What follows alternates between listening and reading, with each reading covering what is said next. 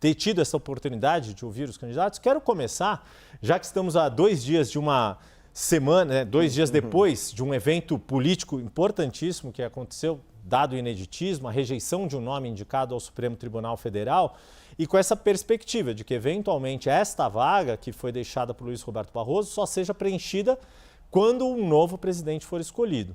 Então, quero ouvi-lo sobre este assunto. Se o senhor tem alguns nomes já pensados de quais são juristas adequados para serem indicados ao Supremo Tribunal Federal, ou se não os próprios nomes, perfis que o senhor considera mais adequados para serem submetidos à sabatina e aprovação do Senado Federal. Maravilhoso, é realmente uma pergunta pertinente diante da bomba atômica política da última semana. Primeiro, muito obrigado pela oportunidade de estar aqui com você, Yuri, com a Larissa, com todo mundo, todos os espectadores da CNN, uma honra. E sendo direto na resposta, nós precisamos de um perfil legalista, que não defenda os princípios conhecidos como neoconstitucionalistas, que é o que o próprio Barroso defendia, que é a ideia de que o ministro do Supremo tem que inovar, né, sair da linha de ser um jurista que analisa a Constituição e criar leis a partir das suas decisões. Isso criou boa parte das distorções que a gente vê na relação entre judiciário e legislativo. Então, figuras que defendem uma perspectiva clássica por parte do judiciário é o básico, sem escritórios de familiares ligados a eles, sem vontade de participar do debate público, altamente discretos, nenhuma vaidade, nenhuma vontade de aparecer em redes sociais. Isso já é uma base, e obviamente o passado ilibado. Isso é a base para alguém participar de uma Suprema Corte minimamente saudável. No mundo todo, as Supremas Cortes, elas são caladas, desconhecidas, quase ninguém sabe o nome dos ministros dessas Supremas Cortes. No Brasil, as pessoas sabem quem são os 11 ministros do STF, mas não sabem quem são os 11 que vão jogar a Copa do Mundo. É sintomático num país que está doente. Pois é, talvez hoje em dia até o Carlo Ancelotti saiba quem são os 11 Eu tenho certeza. do Supremo e ainda está definindo ali o seu... Mas, Lari, antes só de passar a palavra para você, deixa eu só perguntar mais uma coisa aqui para o pré-candidato, para o Renan, porque diante do que aconteceu, também a gente percebeu um protagonismo não só do judiciário, que você já apontou como uma crítica, que o senhor já apontou como crítica, mas do próprio Senado. E aí, qual é, na sua avaliação, o cenário que o próximo presidente, seja ele quem for, vai encontrar na hora de fazer as indicações? Porque além desta vaga, há a previsão de pelo menos outras 3 de ministros que vão atingir a idade de aposentadoria: Luiz Fux, Carmen Lúcia e Gilmar Mendes. Como é que, na sua avaliação, vai ser vai se exigir do futuro presidente articulação política para trilhar um caminho viável para aprovação? Porque, no fim das contas, é disso que se trata: indicar um nome que tenha viabilidade de ser aprovado pelo Senado, que for eleito em outubro deste ano. Yuri, a gente tem uma guerra institucional. É uma guerra institucional entre legislativo e judiciário, pelos motivos mais diversos, e por vezes a gente vê alianças entre eles. O que mais se comenta é uma aliança entre uma parte do STF e parte dos senadores, ontem pela derrubada, anteontem, pela derrubada do Messias, somado também à derrubada da CPI do Banco Master. Tá? A CPI do Banco Master, ela seria na prática um problema para ministros do STF e para membros do Senado. Basta ver que o Alcolumbre, ele está envolvido, a começar pelo barrigão dele, com o escândalo do Master. O Alcolumbre é uma figura que tem muito medo dos desdobramentos. Basta ver a questão previdenciária do Amapá, né? O Amapá comprou, através da sua previdência, títulos nem um pouco limpos do Banco Master. Então, há também nomeações na CVM que envolviam indicações do próprio Alcolumbre. Então, você tem uma relação de tensão e de aliança entre o STF e o Senado. E, na verdade, Poder Executivo, Legislativo e Judiciário, hoje eles estão em conflito nas atribuições, mas unidos na luta pela impunidade. Então é meio paradoxal. Às vezes eles vão se unir e às vezes eles vão se separar. Qual a função do próximo presidente da República? É alguém que tem que ter autoridade e projeto de Brasil. Projeto de Brasil e saber o que quer. Olha, eu vou chegar lá, primeiro dia eu vou enfrentar o crime organizado, eu vou fazer um pacote de reformas fiscais e eu vou diminuir o poder do Centrão. Essa é a minha plataforma. Sei qual é a minha plataforma, sou uma pessoa limpa, aí eu tenho como prerrogativa resolver essa briga institucional entre os poderes. E colocar na caixinha o judiciário, onde precisa ser colocado na caixinha, usando o Congresso, e colocar o Congresso na caixinha quando necessário. Um exemplo claro, o Flávio Dino, que é uma figura política que está do outro lado, né, eu não concordo com ele nas premissas dele, ele está fazendo um trabalho que é importante em fiscalizar as emendas parlamentares de boa parte dos corruptos, dos bandidos que controlam o Centrão. Pois bem, não teria problema algum em me aliar com o Flávio Dino no enfrentamento político aos crimes que são cometidos usando parte do orçamento brasileiro. Mesma coisa me aliar com o Senado quando for para colocar o STF na caixinha. Larissa Rodrigues, o pré-candidato Renan Santos te escuta aqui. Tudo bem, pré-candidato? Boa tarde, obrigada por aceitar nosso convite. O senhor tem uma força muito grande nas redes sociais, né, muitos seguidores, e tem sido o seu principal canal de comunicação com o eleitor. E eu gostaria de saber como o senhor pretende chegar às pessoas que não usam muito esse canal, as pessoas mais velhas, que não têm redes sociais. Como o senhor tem pensado em trabalhar o seu nome, né, para torná-lo mais conhecido no Brasil todo, diante de uma eleição onde cada voto, ao que parece, será essencial? Perfeito, Larissa. Esse é o grande desafio. Eu sou presidente de um partido que foi fundado em novembro do ano passado. É um partido formado majoritariamente por jovens e pessoas que se uniram através das redes sociais para construir uma alternativa para o Brasil. Isso é o meu partido, isso é uma missão. O que nós pudemos fazer até agora? Eu convenci os mais jovens, ou seja, as pessoas que nos acompanham, a nos ouvir e a apoiar o projeto. E aí a pesquisa Atlas me coloca já com quase 24% entre o público de 16 a 24 anos, em alguns cenários com 11 a 14, no público de 25 a 35. Ou seja, é uma força muito grande. No recorte homens desse público de 16 a 24, eu estou em primeiro nas pesquisas. Então é um sintoma, isso está funcionando. Quem não me conhece, de fato, as pessoas mais velhas e uma parte importante do público feminino. O que eu já estou fazendo, que está começando a quebrar esse problema, é um trabalho extenuante de rodar o Brasil de carro e passar em todas as cidades que eu puder e em todas as rádios ser sabatinado igual eu estou fazendo aqui na CNN. Então, quando eu vou numa rádio no interior do Maranhão, no interior do Ceará, no interior de Santa Catarina, eu topo ouvir todas as perguntas, sou muito claro, sou muito aberto, sou muito honesto e apresento minhas propostas. É o que acontece. Naquela comunidade, pessoas mais velhas têm o primeiro contato comigo e aí elas vão me seguir nas redes sociais e a gente começa esse ciclo. Então, eu sou muito confiante em ser escrutinado e sabatinado pela imprensa, e não importa se a imprensa é um veículo grande nacional como a CNN, como um veículo pequeno numa cidade do interior do Maranhão. Eu acho que respeitar esse papel da imprensa vai fazer com que eu seja conhecido pelos mais velhos, e aí eu vou aos poucos quebrando essa barreira. A única coisa que me breca um pouco é eu não sou rico, não tenho o jatinho que os meus concorrentes têm, eu tenho que fazer isso de carro. Então eu furei pneu no Maranhão, é uma aventura meio que um rally, conhecer o interior do Brasil.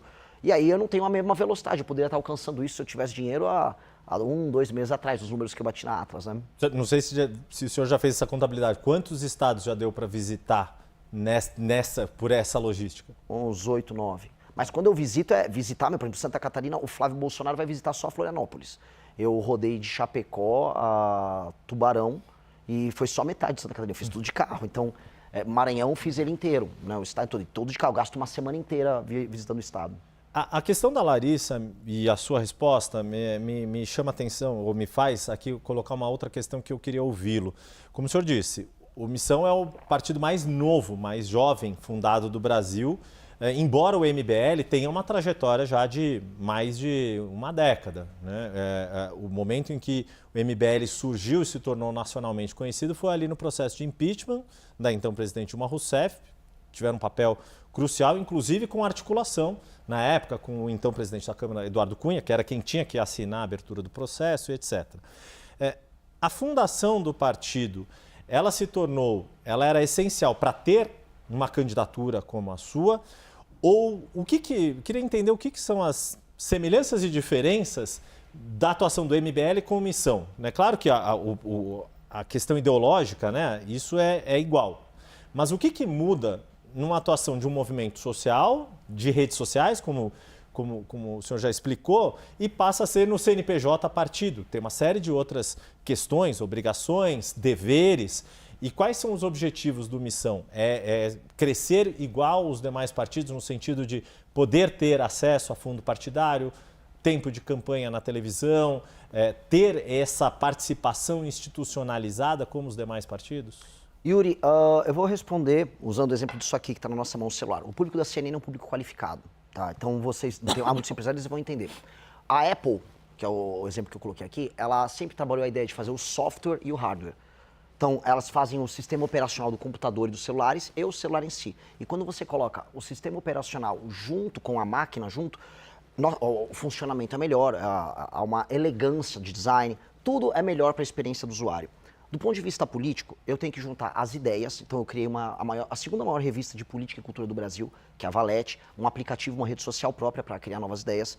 Nós criamos o Movimento Brasil Livre, onde a gente experimenta essas ideias através do ativismo, e o partido político Missão, em que nós institucionalizamos essa ação política.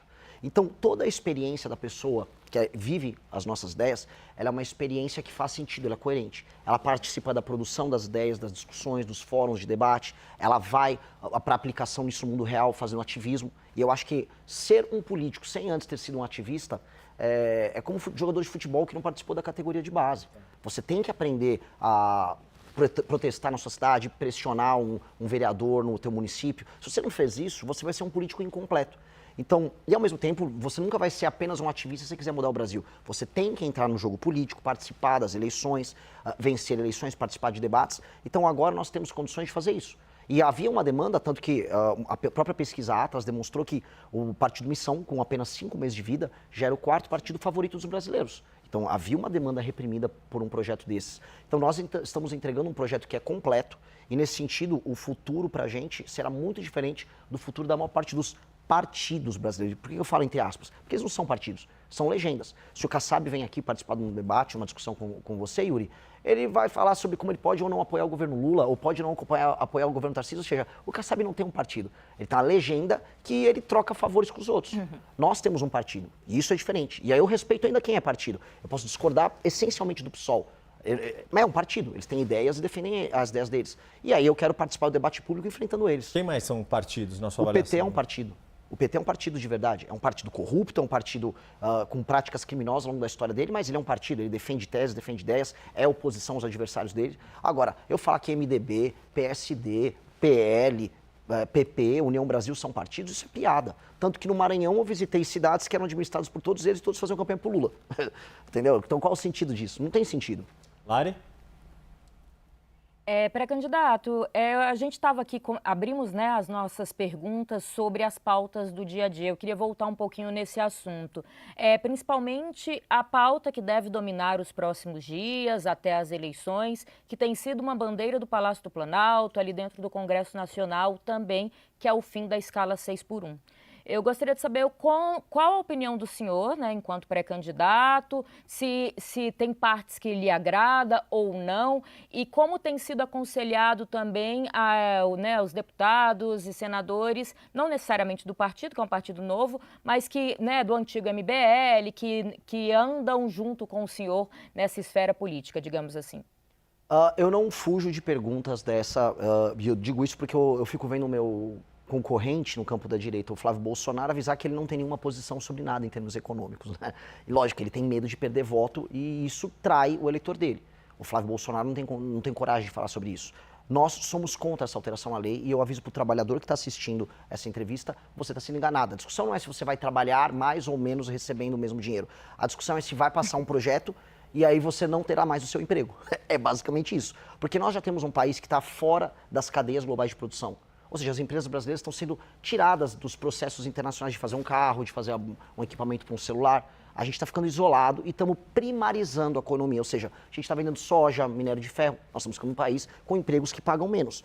Em vez de a gente gerar mais produtividade e capacidade de competir com o mundo, nós diminuímos isso. Então, nossos juros é super alto, a gente cobra um monte de imposto e a gente ilude o trabalhador. Olha, você pode trabalhar menos e ganhar a mesma coisa. Eu vou avisar o trabalhador. É mentira. É mentira. Estão te enganando, estão te enrolando. O Lula está fazendo isso. Igual ele falou que a taxa da blusinha não ia aumentar o preço das mercadorias, só para ele ganhar o voto, te iludindo na eleição e vencer a eleição. E a direita, que deveria ser corajosa, fazer oposição, não tem coragem de enfrentar. Aí, muito provavelmente, eles vão votar favorável. Ainda vão avisar assim, olha, não caímos no truque do PT. Só que milhões de pessoas podem perder emprego, empresas brasileiras podem perder competitividade, o empresário brasileiro perde força, mas em compensação a direita não caiu no truque da esquerda. Eu não consigo acreditar nisso. Eu não consigo acreditar numa política que não seja, assim, brutalmente honesta e sincera. Então eu posso perder votos com o que eu estou falando aqui, mas eu prefiro perder o voto, falando a verdade, do que ganhar o voto e depois eu ter que fingir que eu meti o louco no período eleitoral.